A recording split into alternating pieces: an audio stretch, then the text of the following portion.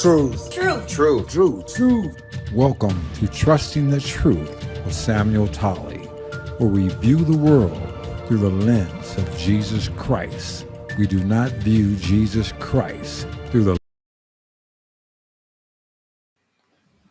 How you doing? This is Samuel Tolley with Trusting the Truth, and today I have as a guest Mr. Keith Lewter.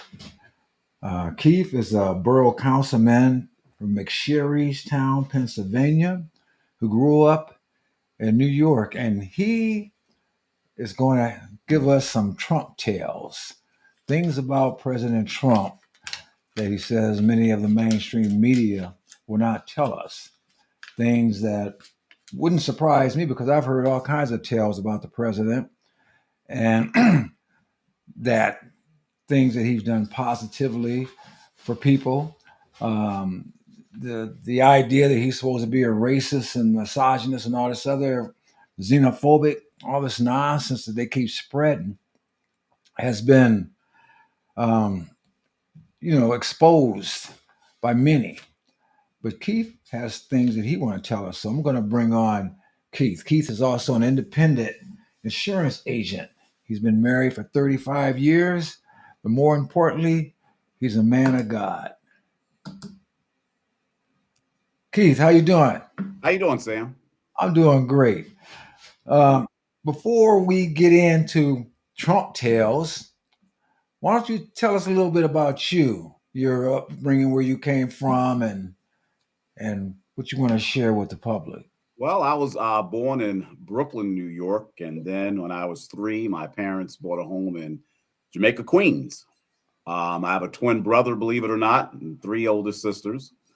And so we grew up in Jamaica, Queens. Your typical American story: parents born and raised in North Carolina, moved to New York, better opportunities, and then raised a family.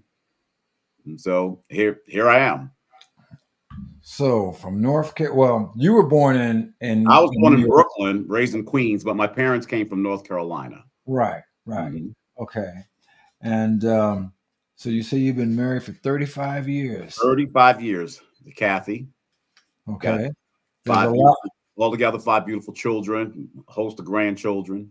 Okay. Of course, we both, love the Lord, serve God, and In this day and age, it seems strange that marriage isn't it's not a normal thing. And you said you got 5 kids? 5 kids altogether. Mhm. Okay, and that's a little abnormal these days. I only raised 3, but I come from a family of 9. It was Wow. 9 of us. So, but back in the 50s, they did that sort of thing, Mhm. and it was something that you were able to do with basically most families did it with one income. Yeah, one Unlike income, 10, 12 children, and a little station wagon sitting outside, and you may do. right, right. So you say you were raised in Queens, and you have a lot of Trump tales. Hmm. We lived exactly 15 minutes away from where Trump's family lived. And Okay. so we, you know, growing up, you heard the stories of how what you don't see, you don't hear from the media, how his dad would buy different buildings and different, he got involved in a lot of real estate projects and things like that. His dad wasn't so much involved politically, but a lot of it had to do with real estate. So whether it's helping out churches, building buildings and renting out the churches and things like that. Um, it was just very interesting just watching as he would build in the communities, going forward. The only stories that I heard from the media was they were talking about he wouldn't let folks of color, and I hate that term of color, but Right. come into his buildings. At that time, you have to think about it. We're going back to his dad. Right. Back in those days, you're looking at the 40s, 50s, 60s, 70s. Who was renting to black folks? Hmm. Okay, wasn't many. And so he had a team of people. Of course, they had people working for them that would do the renting. One story was the one building that they did pick, saying that he wouldn't rent to them, Well, the people, from what I've heard, was on social service. They were on welfare. Welfare is not going to pay for someone $1,000 a month for rent to live in a penthouse. That's just Right, not. right. And so you heard those stories, but you don't hear the stories of how Trump took some poor black people that couldn't afford it, and for a while he would put them up in his apartment buildings. We don't hear those stories. Okay, and so that's happened. The media just did a job on this man. Now, Growing up, are you talking about his father now, or are you talking talking about about the him? son. We're talking about the son. Okay, okay. Back in those days, it's his father was so much into real estate. Let's talk about like when the rumor went that he was a dad was involved in the KKK. Let's Okay. let's go back to that. Let's go to that story for a second.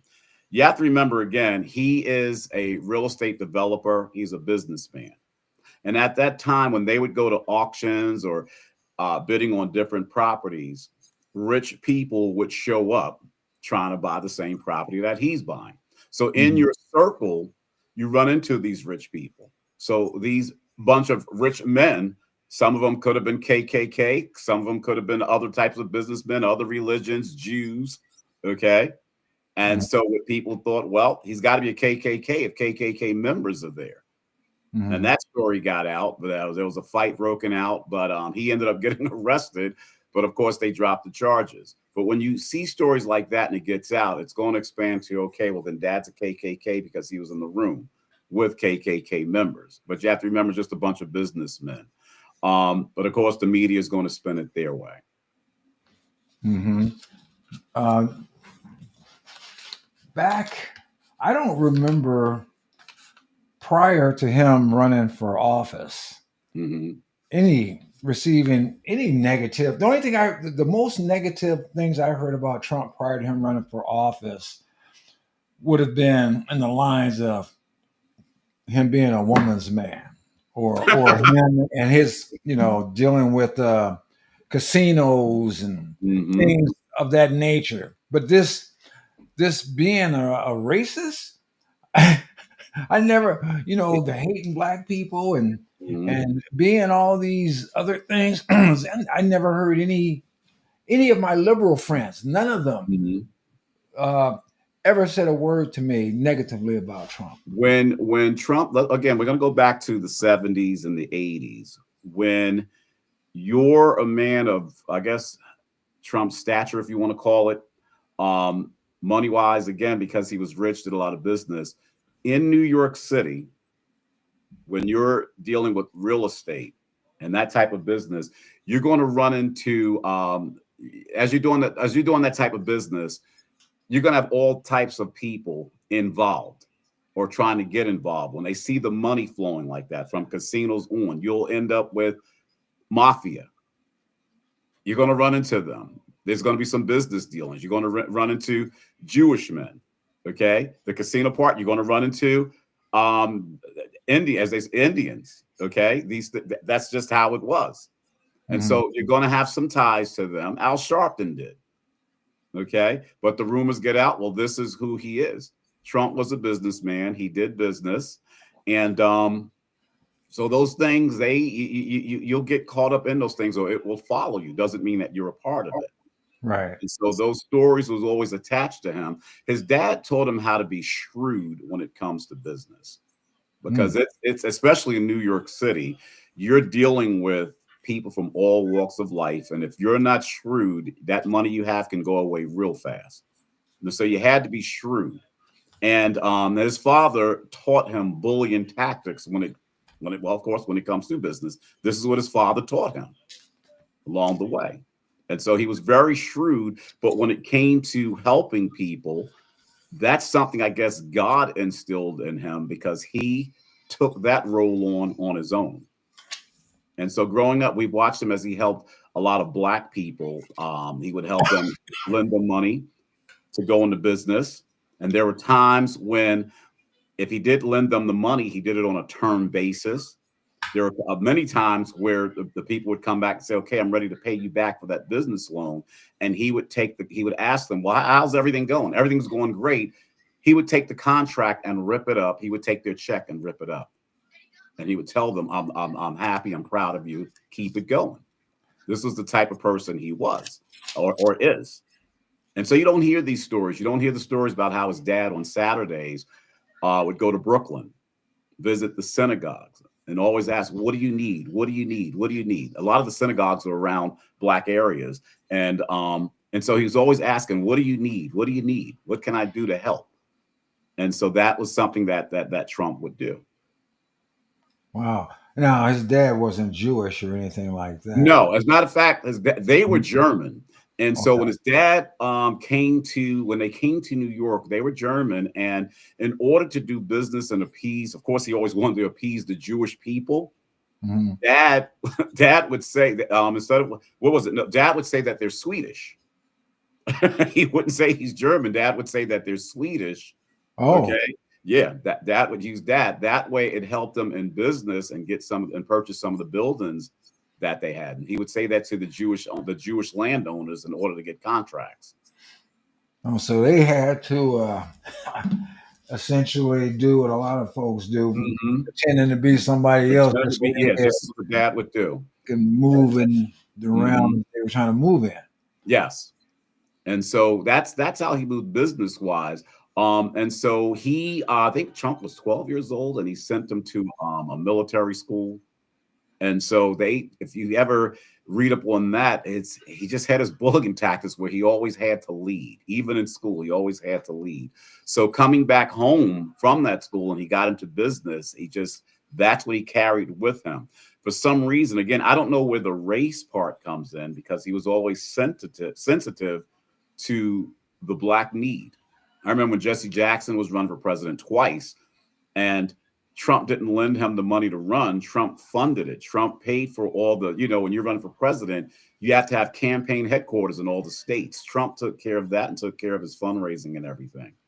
Isn't that interesting that in 2016, when Trump was running for president, Mm-hmm. Jesse Jackson was right up there with all the rest of the Democrats, all the Black Democrats denigrating him, and the media never said a word, or Jesse Jackson doesn't acknowledge the Nope. fact that Trump paid for his run as He's president. helped out And people, Sharpton. Yeah. yeah, Jesse Jackson. I remember, I remember there's right there at the restaurant. There's Al Sharpton. There's Jesse Jackson. There's even Muhammad Ali.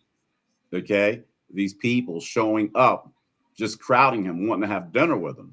And there were times where he would go to a Black club and hang out. I And posted many mhm, pictures of Trump hugging Al Sharpton, Jesse mhm, Jackson, mhm, when him getting awards with Muhammad Ali and Rosa mhm, Parks, and all the people. And none of these people ever said anything negative about him. And the fact that Al Sharpton was giving him awards, and he was funding mhm, Al Sharpton. mhm. Uh, It started. Yeah. I didn't hear this until I remember the day he came off the escalator in 2015. Came down the escalator and announced that he was running for president. I'm trying to remember where I was. I was in some office, and people came in the office and they were talking about, did you hear about this racist Republican that's running for president? And I heard it. I'm thinking, who are they talking about? Because I thought I knew everyone in the Republican Party that was running. And I'm thinking, who's this racist person they're talking about? And I said, excuse me, but who's this new racist person that's running for president? I thought I knew everybody. And one of the ladies said, oh, there's Donald Trump. And I went, okay, well, when did this happen? And so what shocked me was the very people um, that was around him, from Al Sharpton and those guys, they were the ones saying this. And I'm thinking, when did this happen? I've had friends that I grew up with, and I've still talked until this day, and I'll remind them, we was there. We watched what this guy did, paying off mortgages of Black families burning out of homes, and he went and paid the hospital bills, the funeral bills. When did anybody go back to thank him? Jennifer Hudson, I think you and I talked about that yeah, when her yeah. house, Tell the people about Jennifer yeah, Hudson. Well, when her house burnt down, I believe it was Trump that paid for the funerals and the hospital bills and things like that. Meanwhile, you had Jesse Jackson, Louis Farrakhan, Obama, Michelle Obama's family. They all live within miles of where her house is, and you would think one of them would come by and say, "Hey, what do you need?" But it was Trump that did it, that helped out. And her show, during her show, which last month she had Michelle Obama on the show, which she has a right to, is just that I couldn't figure out, you didn't invite President Trump on your show to say thank you? Well, not only did he pay for that stuff, he put her up. Yeah. Yeah, he put her up And in so one of his hotels. this is what I couldn't understand. And so from it's like God had to let me know, hey, Keith, from a biblical stance, what's happening is supposed to happen. When God steps in and God has a plan or a task, sometimes he takes foolish people. He says this, I'm going to take a foolish person to confront the wise. And then Jesus lets us know, he gives us a heads up and say, guess what? They're going to hate you for my sake. So these things, these negative things you see that's happening to Donald Trump and the people that are going against him, Jesus told us it's going to happen. It's supposed to happen. It's not him. It's me. It's interesting when Trump, I remember what he stated when he was walking down that golden escalator with Melania. He says, now we're going to find out who our friends are. Mm-hmm. I mean, so it's interesting to think that all those years, he thought that these people were his friends. Just like, and I'll use this guy who's, I'm going to say he's like a pinball going back and forth. I'm talking about, and I never liked it. But anyway, it's Snoop Dogg. Him and Snoop Dogg were friends for years. And then Snoop Dogg went with the vast majority of the leftists. He made videos pretending like he was shooting Trump. He said all kinds of weird, bad things about Trump. He was doing all this crap. And then all of a sudden now he then flipped back over on the other side. And Trump, I guess, invited him to perform at his inauguration ceremony. He didn't hold that grudge. And that's the thing about Trump. Trump, from what I can see, well, there's a couple of things I can see. If you step on him, he's going to fight. That's a New Yorker. Yeah. That's New York. Yeah, he's not going to be, they said that he wasn't political. He wasn't presidential. No, he was a decent or is a decent man, but he's not going to deal with any nonsense. But then he's also a forgiving person. And so, because I wouldn't have never took Snoop back, but I wouldn't have took Snoop in the first place. If you look at all the money he has given, and I tell people, do your research. Don't just listen to me. Research it. How many people has he sued to get his money back? Zero. Yeah. How many? Zero. I could take you up and down Hillside Avenue in Jamaica, Queens, New York, and if they're still there, some of the black businesses in Jamaica Avenue, and not one, all the money he's lent out. They lost count of how many college students, black college students, came home, couldn't go back because they didn't have the money, and Trump said, pack up, go back. Right there in Jamaica, Queens, two incidents where, his chauffeur, his driver had a flat tire, and, we had one black guy would go and went over and changed the flat tire for the chauffeur, had no idea. He thought it was his car. He had no idea Trump was in the back. Somehow Trump found out that the guy was late for work. And so the back window goes down and Trump goes, thank you. And the guy goes, oh, wow. He didn't even know it. Well, somehow Trump got his information, where he lived or whatever, paid the guy's car off, his new car, paid the car note off. There were times when he would just go and pay mortgages off.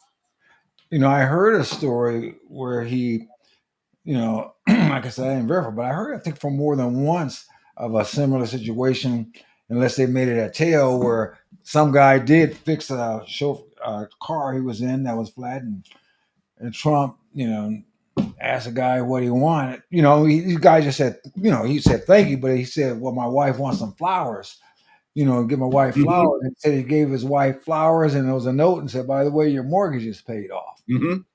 He and somebody asked him if that was true, and he said yes. And so here's the guy. He owned a one building that it was a hotel, a restaurant. And the story goes that his chauffeur would drove with like he would do it like every 2 or 3 months. This is back in the late 70s. And what he would do is go to the bank, and he would step out of the bank with a stack of $1 bills, and he would Mm. go to each employee. Now this building had a restaurant and a hotel, and he would go to every employee from the cleaner to the maids to the cooks to the managers and give everybody a crisp $100 bill. Thank you. I really enjoy having you work for me. Thank you. I really enjoy having you work for me. Okay. So back in the 70s, I was working at Burger King.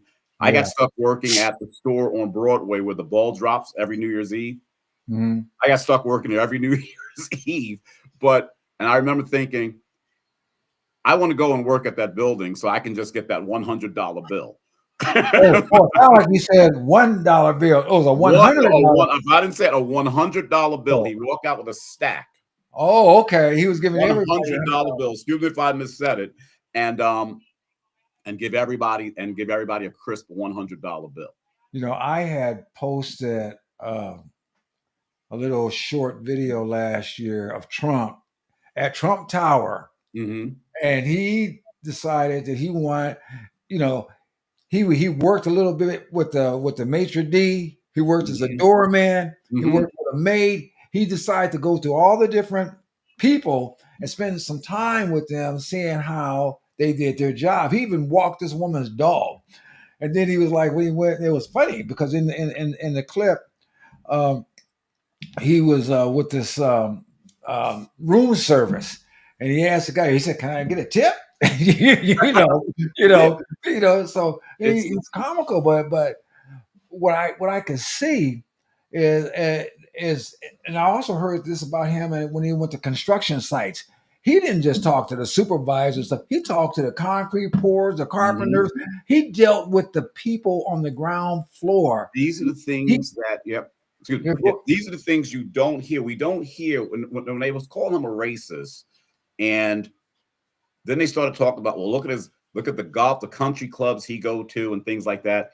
You never hear the story of him when he went to Florida and he protested against the country clubs that not only would hire Black people, they didn't allow Black people to even join their clubs. We don't hear the story of Trump going down protesting, telling them, you've got to hire them. You got to let them join. That doesn't sound like a racist person to me. And you right. never hear the media talk about that. No, that's not a race person. Like I said, I think that if Trump would have decided to run in 2016 as a Democrat, the media would have loved him because they And loved him before he they ran. loved him before that. Oprah loved him, and he was just, people were attracted to him. He just Matter of fact, attracted people. there was a not his name, Larry King interview with Trump. Mm-hmm. I think it was in the 80s or the 90s. And they were even speculating, just like when Oprah had an interview with Trump, speculating about him running for president. And at that time, when Larry King interviewed, he asked Trump, well, if you ever decide to run for president, who would be your vice president? And he said, Oprah. Oprah Winfrey. Because she's smart. Mm-hmm. He said he would want Oprah. Now, what racist would say a thing like that? What even man with that kind of potential aspirations would bring up not just a Black woman, but a woman, period, in them days, as far as being a potential running mate? See, what I found fascinating, or what I find fascinating, is that as much, and it seemed like they're sort of tailoring themselves down or tapering themselves down a little bit now, but particularly when he was in the first administration, they made him such a monster. It's like if the news media, if he was really this evil, why didn't we know about it a long time ago? So that was saying that either they were lying to us back then, or then they were lying to us now. Because it doesn't make any sense for somebody to be that viciously evil, and we don't know nothing. And he has he had a top rated TV show for 11 years. If you look at it, again, his arrogancy, and I can't remember the guy's name, but YouTube keeps taking it off back in, and I'm talking about the spiritual side of Trump now. Okay. If you don't mind me moving to that. Oh no, listen, I'm Okay. my thing It's is God first and mhm, country second. So if you okay. ever go spiritual, feel free. Okay. So let's look at it, because here's a man, and again, God always said, I'm going to use the foolish to confront the wise. And 1947, I was somewhere around there, Israel became a state, and this man stepped forward and he said, the Lord just told me that 70 years from now, I'm going to send a man forward. Okay. I'm sending forth a man. He's going to be very arrogant, very arrogant. But Well, I'm slow down. You just lost Mhm. me. Now, 1947. 1947. Who said this? I can't remember his name, and YouTube took it off twice already. Okay. And I believe the people on Pat Robinson's show, if you remember, Pat Robinson ran the story, Mhm. and it was a couple of others. And Okay. so the man is, I guess he's prophesying, Yeah. and he Right. says, the Lord just told me that 70 years from now, I'm going to send forth a man, Okay. and he's going to be an arrogant businessman, but very arrogant. Okay. I'm going to give him a task. When he performs it, if he performs this task, I'm going to bless America like they've never been blessed before. If he Mm, fails the task, I'm going to curse America. The question was, what was the test? The mm, test was he had to bless Israel, mm, recognize them as sovereign. And mm. God had remember, I told Israel, I'm going to bless those that bless you. I'm going to curse those that curse you. That's So right. instead of going 70 years later, let's go 69 years later. It's 2016. Hillary is running for president. Hillary is ahead in the polls. Mm, Obama, and again, try to research it and find it because it goes off on, came up with this thing called, I believe it was called Project 15. What was Project 15? It was a project from Obama. Let's overthrow Netanyahu. Let's overthrow the government of Israel. mm, Okay. Obama is cursing Israel. Look at August of 2016. Look at the economy. The economy just went, gas prices went up, economy's going down. It was the worst unemployment for Black people. Rumor has it that Obama's people stopped counting the unemployment in the Black community because it made his numbers look bad. When he introduced it to Hillary, and Hillary decided, okay, I'm going to go run with that. Weeks later, Trump steps to the pulpit and he says, whether you want to call it the pulpit or the podium, whatever, and he says that if he's elected president, he's going to recognize Israel as sovereign. When he said that, the numbers flipped. Trump wins the presidency. Now it's January. Okay. Now God is going to keep his promise that he made. He said he's going to bless America like he's never blessed us before. Okay. Well, yeah. Remember that they said he wouldn't. Obama said there's no way that he would get our GDP growth to 3%. right. It'll be a miracle. He's going to need a magic wand to do it. Well, he did it. Yeah. China, here's the other thing I'm confused at. Either China called um, Russia or Russia called China and said, what's going on in America? What's happening there? That's the fastest growing economy I've ever saw in my life. Okay. Something's happening there. We've never seen that before. The economy grew that fast. The GDP growth went up. More as far as minorities, blacks, we've owned our home ownership and our business ownership. Those numbers shot up. Never been seen like that before. It's the greatest economy in Greatest my economy. lifetime. Mhm. So God kept his promise as to what would happen. He kept his promise. Obama, and I would have put my money on it that he was going to blow up Iran. Just blow him up, at least by March or April of 2017 after getting in the office. He got I guess, the highest generals or whatever in the military. Everybody came together. When they met, they just knew, okay, he's going to let us go and blow up Iran. But then there's Trump saying there's something that's stopping me. I don't know what it is. Something's happening. I can't go over there. I can't send anybody over there. I knew that he was sending us to war because he even built up our military, got them the best equipment and everything. But something stopped him. And that's when I thought, okay, the Lord is dealing with this man now. He's dealing with it on a spiritual level. And as Mm. he got these ministers in, I remember a lot of black ministers were upset because he pulled in other ministers to pray for him and pray with him. All of a sudden, this arrogant man is now humbling himself, letting people lay hands on him.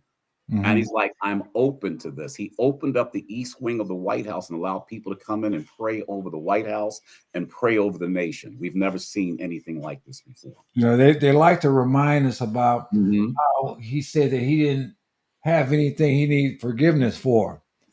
Mm-hmm. You know, and so that testifies to the arrogance you were Mm-hmm. mentioning. But then, Yeah, he humbled him, and he said, "Yeah, you know, yeah." God Remember, he humbled said, "I don't have him. anything to be, to ask for forgiveness for." But all of a Mhm. sudden, he's like something. He even had John Hagee had to come up and talk to him and Mm. had to explain to him. And John Hagee brought him through Ezekiel and everything and explained to him what was going on. And he said, "I'm just feeling this thing." As Paul said, the thing that I would do or want to do, I can't. And this is where all of a sudden Trump is like he's battling this spiritual thing. I won't get it deep into the other things that he was into, but it's as the old saying, well, not old saying, but the prayers of the righteous availeth much. I I think heard the Mhm, story that during on his way to the inauguration for 45, mhm, that inauguration that he had the limousine stop and he had Alvera King pray for him mhm. on his way to the inauguration. He had to stop Alvito. and Mhm. they had Okay. her. So Mhm, God was moving, working with him, I believe, all along. I mean, you would have to be kind of, well, see, the non-biblical person, they don't even understand certain stuff. They don't understand, unless shoot, they didn't even like Jesus. So no. unless you don't present yourself like him, they don't get it. But God used Darius, God used Cyrus, God used Nebuchadnezzar. He Mhm. used whoever he wanted Used to prostitutes use. back in the day. They called them harlots. Yeah. And it's just the idea that he used this arrogant man who basically after growing up it was like he was his own god because things went his way. Growing up, when his people don't even know, if you read it, his father, Trump had altogether was five children. His father bought this place called Beach Haven. It was a land, and he named it Beach Haven, and he put up projects, buildings in Brooklyn, New York. And he got a trust, and people don't realize it, but somehow he got the trust to allow all five of his kids to be landlords. Trump was a landlord at 3 years old, believe it or not. And this trust would pay each of the kids over, I think it was $65,000 a year for Mm. 99 years. I Okay, get that's how his dad set him up for 99 years. And so these things between that and his bullying tactic that he was taught, of course he became a shrewd businessman, but somehow God had his heart, and he would go, his summer job was to collect rent. Mhm. Okay. And his dad didn't want the poor and black people spending money on a stamp. Trump had to go at night and collect the rent. And the story goes that there were times when people didn't have the money, and he always carried a clipboard. And I was told that he would go in his left pocket if the people didn't have the money for rent, put it in his right pocket, and mark paid. Mm. This is so someone that's so shrewd, he became sensitive to, I don't want to say the black issue, but the black poor issue. Yeah. When people say he's racist, I just spoke to my oldest daughter. Well, he's a racist. I said, do me a favor. And I ask, if you read my Facebook page, I'm asking people all the time, especially our people. Mhm. I've heard you say it, I've seen you say it hundreds of times.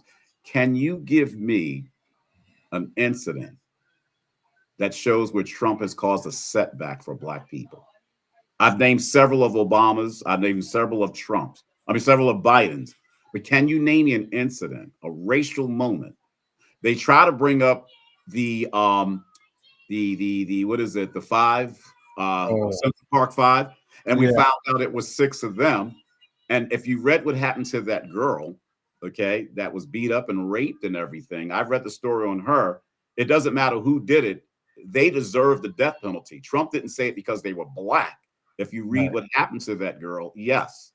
Okay. So that wasn't a racial thing. He didn't say it because they were black. But Yeah. let's name an incident. You got President Obama, who's left us in the worst financial stage ever. Well, And, that what was his name?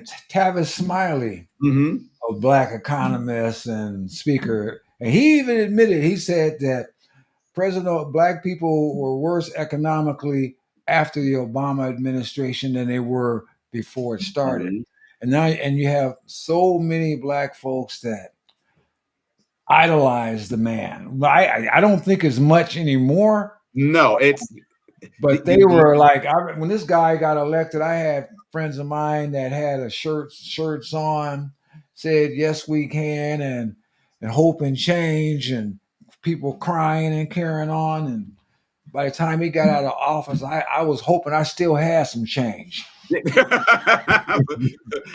it's you look back at Obama, and I tell people, I didn't get into this blaming thing of Barack Obama because I did, but on the other side, guess what? If you think about it and you be honest, he never promised black people anything. Mm-mm. He didn't. So if we come up to him and say, well, you were no good for us, this and that, blah, blah, blah, blah, blah, he never promised us anything. His promise was to the gay community. Well, not And, only that, but his promise, or at least the vision of the promise that I thought mhm, supposedly, well, he was going to transform America, which he did, not for the yes, better, but for the worse. well, the worst. But I was under the impression, from what I heard, that supposedly he was supposed to bring us together. Now, I never bought him. I never bought him at all. And there was one thing in Obama's administration I thought he could do that could have garnered him a Mm-hmm. lot of credibility. Even I would have saluted him for it.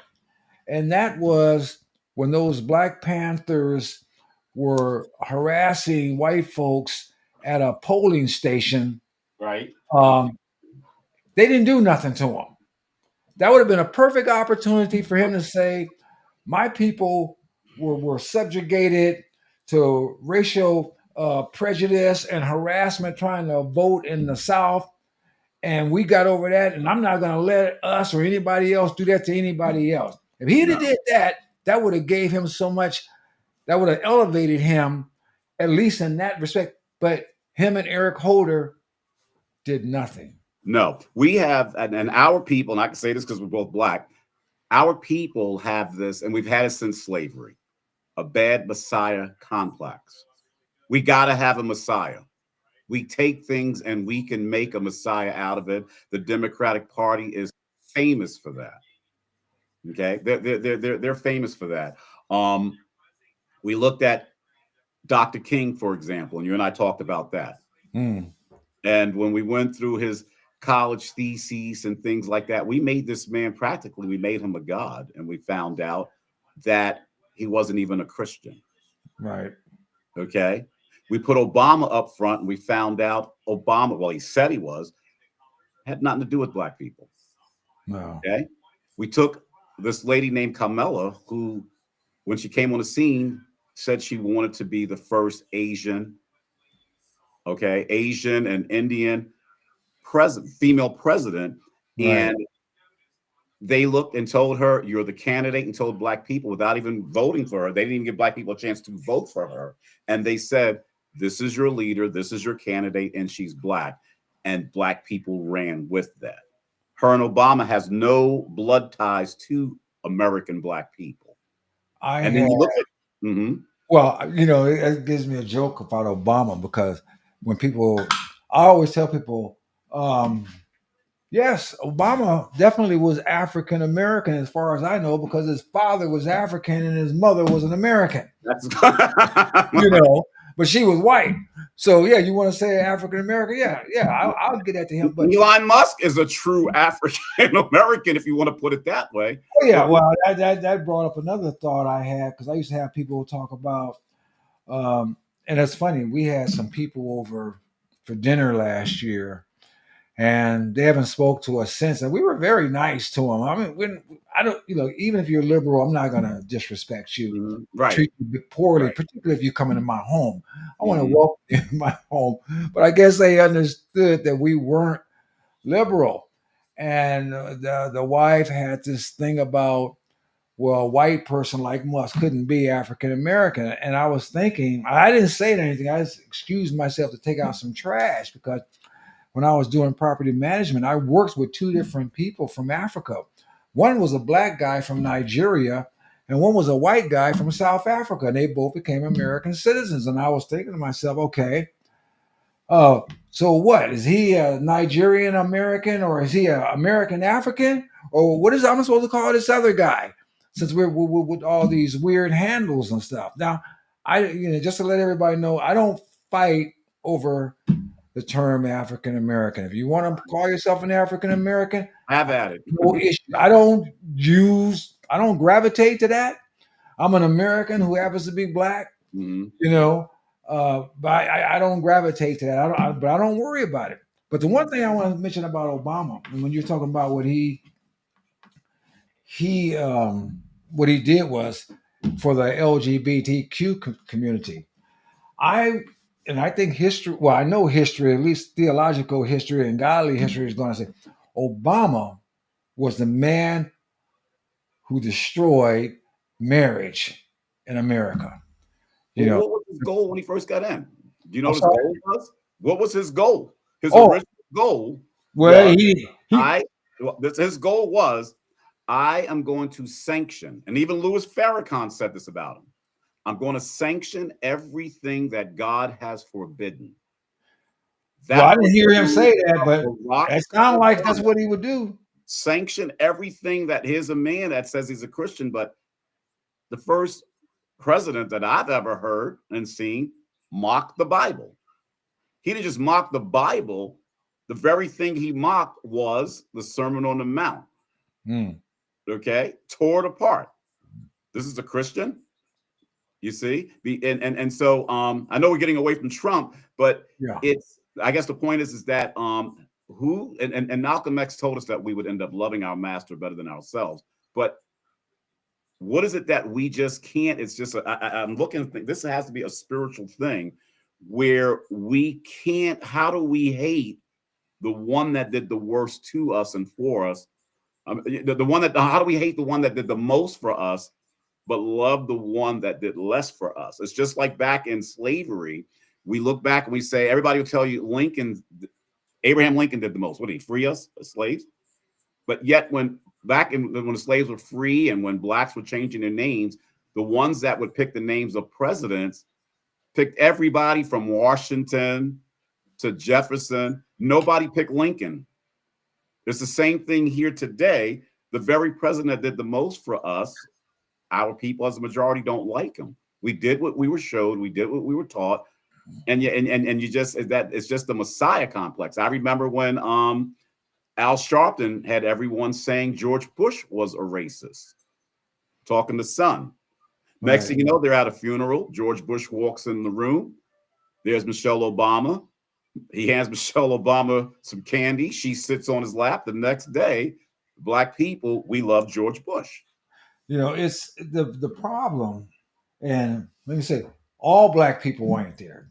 There are Right. those. It's the ones that are not true disciples of Jesus Christ. No. Because if you're a Turn true away from him. disciple of Jesus Christ, it doesn't matter who's in office or who's not in Mhm. office. Your worldview is going to be God first and God centered. And you're not going to change your worldview because of man or men or this Messiah complex or this nonsense that too many black people unfortunately have just submitted themselves to. It drives me crazy because just like you said, Mhm. um, it's the media to me is a bunch of prostitutes. They're just Exactly. whores with a microphone, and unfortunately, you have people that are so uh, I don't know. They don't think. There's no logical foundation in their Well, mental they cortex. were taught by the all the way back that we're going to think for you. The problem is we've gotten away from the order of God. Now I know I'm going to hear it when I say this. We went nuts after the civil rights movement Mm. because before that, 70% of black children were born in wedlock. Mom and dad was home. Mhm. Okay. We followed the order of God. You had God over Christ, Christ over man, man over his wife, and over the children. Well, I've had no problem with saying what you just said. Uh, Hmm. the fact of it is, when I tell people, and I'll even say it worse, uh, as a whole, Black Americans were better off prior to the civil rights Right movement to the than they are now. we follow because we followed the order of God. That's Today, right. we're following religion. We're not following God. Yeah. We let a When man you come in there. Barack Obama tore the family down. If you read my Facebook page, a lot of times I say, and it's been proven, he who owns the family owns the future. the Look at first, the division of the family. the We've first, gotten away from God and we let government be daddy. It's just not designed. Look at our churches. A majority of churches, it's the women basically that's running that black church. The black man's not in there. Something happened. the first Okay. institution that God created was the family, It's still the strongest institution in the and it's the world. one the devil been He's trying to everything. destroy Mhm. since Genesis chapter 3. Exactly. You know, Exactly. we so yeah. No, when I tell people, just like you said, when the Moynihan report came out, he was upset. Daniel Patrick Moynihan, that 25% of black families were headed by one person household, and Mhm. he feared that it was a oncoming genocide. And then Mhm. he was eviscerated by Republicans and Democrats Mhm. and folks in the civil rights movement. And now here we are, what, 60 something, 70 years later, it's the reverse. It's almost 75% of And black mhm. families are headed by a one person household. Now where do So we he was mhm. he was a prophet. And Right. he was a Democrat. And he was telling the truth. So what do we have here in getting back to Trump? What do we have here in this president? Here's a president, okay, and he's still battling this thing spiritually, but he says, I've got to say what I'm feeling. What is his encouragement to the black man? Go He home. is His encouragement is go home. Get your family together. Go home and get with your family. That is encouragement. You don't see him tearing families apart. You don't see him saying, hey, let your children rule and let your 8-year-old son decide if he wants to be a little girl. not only that though, he has there you go. He has just said it is the position of the United States of America Mhm. in this government that there are only two genders, Two genders. male and female. Mhm. He's opening up an office in the White House for protection of biblical rights. Mhm. This man is, and remember, and people don't realize this too. He said that after the assassination attempt, where if he would have moved a micromillimeter, he'd have been a Mhm. dead man. He said he believed in God before, but he believes more so now, and he Right. You realized. know what? And they came to the conclusion the guy that shot him, he didn't miss. Mhm. He was dead on. That was a God intervention thing. And Yeah, so you know, you got a man in Trump. And again, let's get back to Trump and the black man. We already know about the crime bill that Biden wrote that Kamala Harris was happy to carry out. Her nickname in California like a was brother. Sister Lock a Brother Up. There have been cases where black man sent to jail, and she goes, maybe I should have read that case. So Trump starts a prison reform program. And it's funny, but his prison reform program, he was pulling black men out of prison, getting them back into work and into the workforce and back home to their families. To my record, not one of them is a reoffended. Hmm. Biden turns around and stops the program. We don't hear about the success of that program. A racist wouldn't do that. We don't hear about it. Yeah, How and I never heard that how that do we either. get how do we get mad at this man who you got Obama who funded historical black colleges $4 billion in 8 years. This man funds over 25 billion in less than 3 years. Yeah, he But we said, I don't want you coming back every year asking me for money. exactly. Yeah, he And then said you shouldn't how is have to it do that. you got Al Sharpton just last week ready to get black people to go and protest? Now, my understanding is we had Obama for 8 years. You had just had Biden and Kamala for 4 years. Mhm. What is it that you have to ask Trump for that they didn't give? They knocked on Trump's door in 2017. I need to stop saying they because I'm black too. Our Mhm. people knocked on Trump's door in 2017. We need this. We need that. I'll get it for you, but what happened? 8 years and your black president didn't get it for you? We shouldn't have been asking Trump for anything. We should have had those things. Same thing with Biden and Harris. That's You right. convinced us that you were the people for black people. You were the ones. We shouldn't have to ask him for anything. You know, why did we? What you voted for him? Okay, what are you asking for? So now you got Al Sharpton, who I call the poverty pimp, ready again to go and knock on Trump's door, gathering all the black people up, ready again to go and knock on Trump's door. And of course, Trump is going to deliver, but during that deliverance, will we change? Well, it did change because I think this is the first president where he got the Republican president. He got 5%. He got 25% of the black man's vote versus the others getting 5. Mm. So there was some change there. So a lot of our eyes are opening. Yeah, I think they're opening a little bit. They're opening. So I just believe that God is in this. He's definitely in this. And we got a president that is sensitive to this thing. He wants to win. He wants us to win.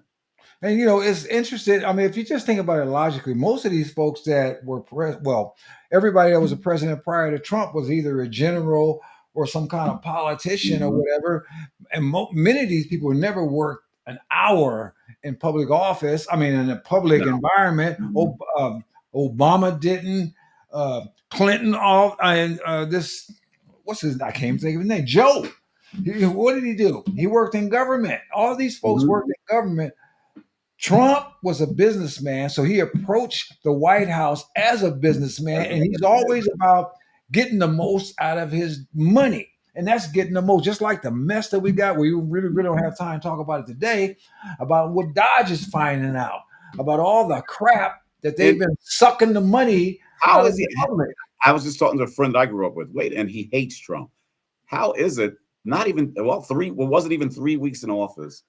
The man finds $26.3 billion that was wasted. And this guy I'm talking about, the friend I grew up with, he's upset because somebody found $26.3 billion wasted money of their tax money. The man found wasted money, and part of it was your tax money. You upset with him? That shows there's a problem with your thinking. Explain that. The $15 billion platinum plan that Trump left. Explain it. What I'm lost somewhere. I don't get it. The more he does, even in these 3 weeks, the more That should people are hating him. You're hating him that, for working? that should tell you if there's any kind of logic left in your brain that you've been programmed to think counter to your own needs. When you are upset because you have a president that's trying to get rid of millions of people that are sucking money out of your Mhm. family's income, there should be you shouldn't be upset about that. You shouldn't No, be fighting for them folks. You should be fighting for your family. in So, Chicago, in Chicago, the regentrification program they had going on there, and rich people were buying up the buildings, and black people were losing their homes and apartments, and it was terrible. Still is. Some of them had to turn around and apply for housing or reapply, or whatever. Still waiting. Illegals come in, and automatically they get a place to stay. Okay, we didn't see a huge protest of that. The mention of Trump saying, "I want to do something about that," it's not right. I'm looking at our people and going, why are you mad at him when he's sensitive to your issue and he's saying it's not right? we're mad at the man that has done more for you as a people in the last 20 years than these folks that's been in office, Mhm. including W. But you're angry And you need to ask yourself, why? I mean, honestly, why am I angry? And I would think that one other question is that Black folks, particularly, and Americans as a whole, should ask themselves: if I'm so angry about Trump's racism, supposedly, since he became president, why wasn't I angry about Trump since the 80s or 70s, since he's been Mhm. around? Why didn't it never bother me before? This man, if he was bad for America, he should have never even got that point where all these people that were celebrating him prior Mhm. eviscerate him now. Could it be because he's doing God's work? I have to agree and say yes, because he's a man that stepped to the podium and he even said, "Do not worship me. Do not worship God. I mean, do not worship government. Sorry about that. Worship God." He says, "I'm not the one. You got to go to the big guy, which is Jesus Christ." This is the president saying this. And the more he says these things, the more racist he's labeled, the more he's hated. You remember again, they just take any little thing. Remember the locker room talk thing where he talked about grabbing the woman, if you know what I mean. Well, men are going to talk about We had men. Men, again, men all are had that men, and conversation. we've done our things. But you know what? Women have done theirs too. Yeah, we've But all had that conversation, but this man was. I remember but when well, I Michelle want to tell Obama. you, Keith, is we're about to run out of time here. Okay, sorry about that. I was So, going to so that's okay. say, I want you. I want you to hang on before I sign when I sign off. But I would, if you want people to be able to get in contact with you or anything like that, I want to give you a couple of minutes because I got to sign off. okay. No, I'm on Facebook, Keith V. Lewter Sr. Okay. I might be going back to Blog Talk Radio.